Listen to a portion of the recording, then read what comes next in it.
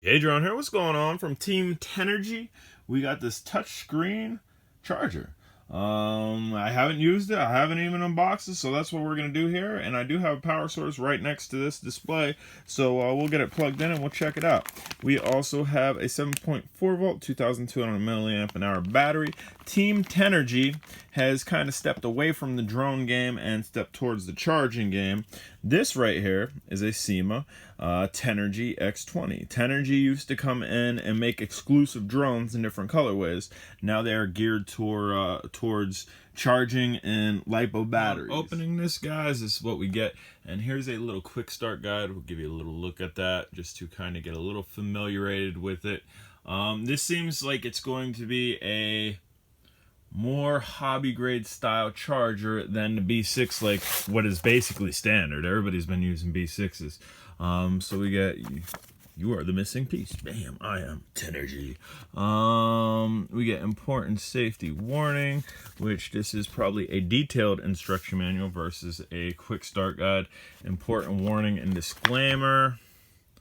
And bam, we'll put that over there. And then it looks like we have the device itself, which we'll go ahead and by the power of YouTube, we'll pull it out. That was correct. That is our unit. That is our charger. And on the side here, we can see you have AC input, DC, temp, and also, I guess maybe if you had to update this, you'd be able to do that, or maybe you'd be able to charge off that. I'm unsure.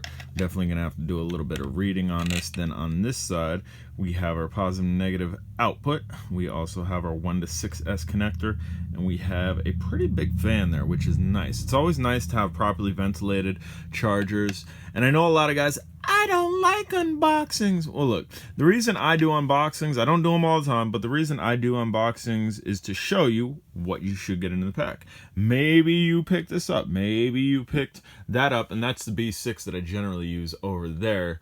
But again, this is going to be a little bit more detailed than the B6 I generally use.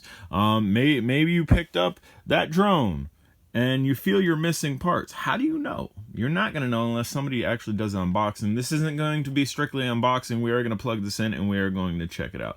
So the next two things we are going to do, we're going to check out those two boxes right there. And again, power of YouTube. Before we put the box away, we are just going to show you touchscreen system, cooling system, LHV battery support, and voltage controlled, LIX battery storage, program data save and load, NIX battery cycle, and maximum safety.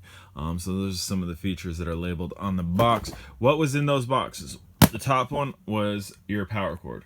The side one has your basic alligator clip connector. This is king. I love these. I have one and I can't find it, so this is king. This keeps you from having to switch cords and switch cords and switch cords. That even looks like that's a Hubson connection right there. Switch cords. Dude, this is king. This is king. Love these connectors. It's really simple. This positive and negative goes into the side of it. And we even get a balance board, which is nice. Balance boards are always king. So 2S up to 6S, I believe it is. 2, 3, 4, 5, 6. Yes, 2S up to 6X. And this just goes on the side next to these positive and negative where the balance connector in. And we have a little stylo. Do a little pressing. All right, let's go ahead. I'm going to get this set up by the power of YouTube. Again, the power of YouTube. Before we go ahead and get it set up, I'm just going to show you. Your power cord goes into AC input. And we go over here and drop it, which is fine. Output, that's your positive and negative leads off of this long, your connectors that I was bragging about. And then your 6 balance plug here goes into the side. So what we're going to do, we're going to plug it in and we're going to go through some of the modes. We're going to look at the device itself. We're going to peel that plastic off of this. So we got it powered on. I'm going to cycle through the options here, and just to show you, it is touchscreen. You can use your finger. You don't have to lose this, so no stress if you do lose it. But we're going to go ahead and use it because it was supplied. And it's cool that they actually changed the look of the battery to kind of let you know what you're charging. So I would generally be using lipo. If you'd be using something else, this is going to work the same. We can put it into storage mode, we can put it in discharge mode, we can put it in charge. For this video, we're going to go over charging. as you can see here, it says peak voltage 1S, capacity, and then we also have current, right? Capacity is your milliamp an hour, and current is generally to match that. Generally, there's the equation where you have to move the decimal, but check this out. So it's at 250 milliamp an hour, it's charging at 0.2. 300, it's charging at 0.3. 350, still says 0.3. It should kind of be 0.35, but that's fine. This might be a smarter charger, and it might be calculating that decimal 0.5. So this, you don't have to, there's no guessing game. I mean, we can go all the way up. What are we at? We're at 6,800 milliamp an hour. I don't think I have a battery that big, but let's see how high it'll go up. It's going up there. So you can charge big batteries off this. We're just going to go ahead and lower that back down.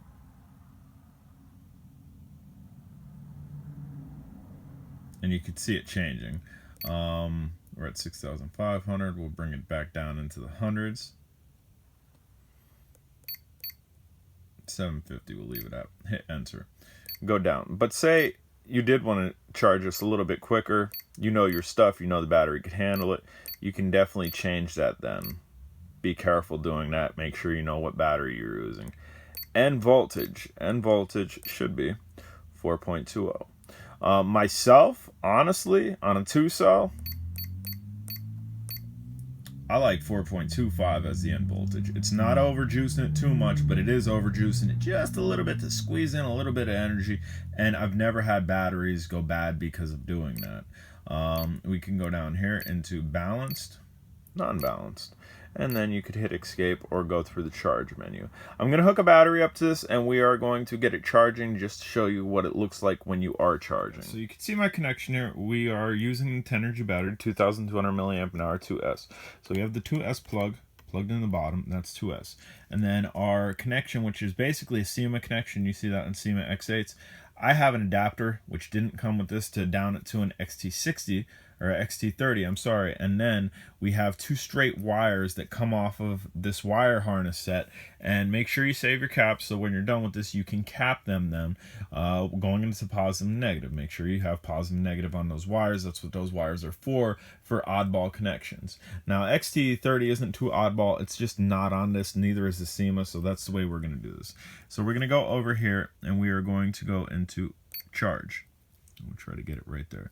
So we are dealing with a 2S. We need to up it to 2S. We're dealing with a 2,200 milliamp an hour battery. We can just hold this. I like that feature. I absolutely like that feature where you don't gotta press. So now we're there.